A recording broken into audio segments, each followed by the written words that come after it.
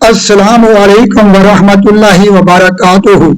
میرے معزز سامعین، پانی اور زندگی کا آپس میں تو الگ کیا ہے، اور قرآن پاک اور سائنس کے مطابق کیا پانی کے بغیر زندگی ممکن ہے؟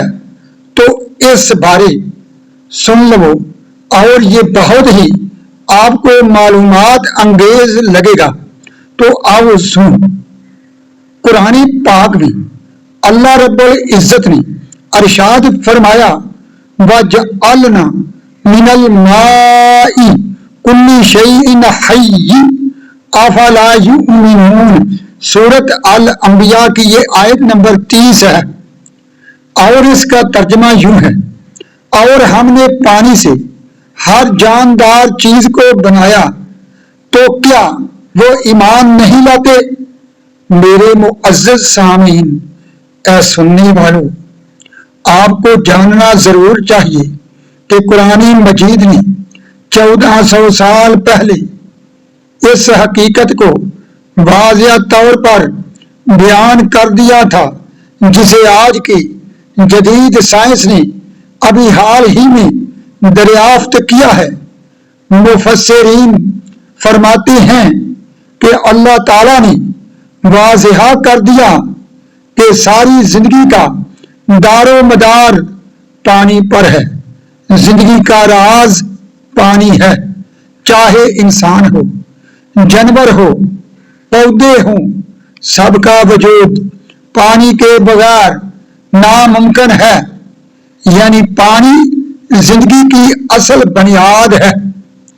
اور سن، پانی کے بغیر انسانی چیزیں یا انسان زندہ نہیں رہ سکتا، اور جو بھی جاندار ہے، جان رکھنے والی، تو پانی کے بغیر اس کی زندگی ممکن ہی نہیں۔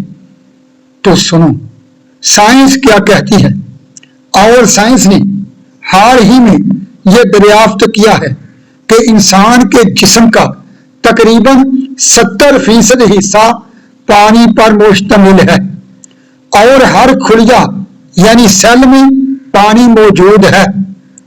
پودے اپنی خوراک بنانے کے لیے پانی پر دار و مدار کرتے ہیں، انحصار کرتے ہیں۔ ان کا دار و مدار صرف پانی پر ہے، جو پودے ہیں اپنی خوراک بنانے کے لیے۔ تو معزز سامعین، اب جب کہ جانور بھی پانی کے بغیر چند دن زندہ نہیں رہ سکتے، تو سنو، اور ناسا کے سائنسدان جب کائنات میں زندگی تلاش کرتے ہیں تو سب سے پہلے پانی کے آثار دیکھتے ہیں، کیونکہ جہاں پانی ہوگا وہاں زندگی کا امکان ہوگا۔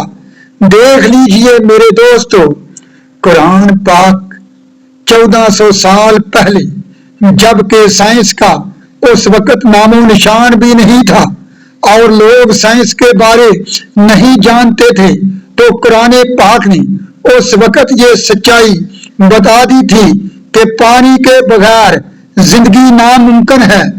اور سن لو، پانی اللہ کی ایسی نعمت ہے جس کا نام بدل نہیں۔ پانی کے بغیر کسی انسان کا بچنا ممکن نہیں۔ پانی کے بغیر حیات یعنی زندگی گزارنا ممکن نہیں۔ اور یہ پانی ایک ایسی نعمت ہے جسے ہم اللہ کی مدد کے بغیر کبھی حاصل نہیں کر سکتے۔ تو قرآن پاک سورۃ ملک کی آخری آیت میں اللہ تعالیٰ نے فرمایا، اے لوگو، اگر اللہ پانی واپس دریاؤں سے، سمندروں سے کھینچ لے اور زمین کے چشمے ختم ہو جائیں، یعنی پانی کو اللہ اپنی طرف بلا لے، تو کون ہے جو تمہیں پانی دے گا؟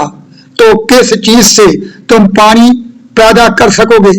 ہرگز نہیں۔ تو پھر پروردگار کو مان لو، اپنے رب کو مان لو میرے معزز سامعین۔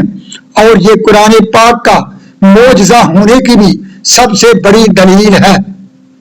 تو اللہ آپ کو قرآن فہمی کی توفیق عطا فرمائے۔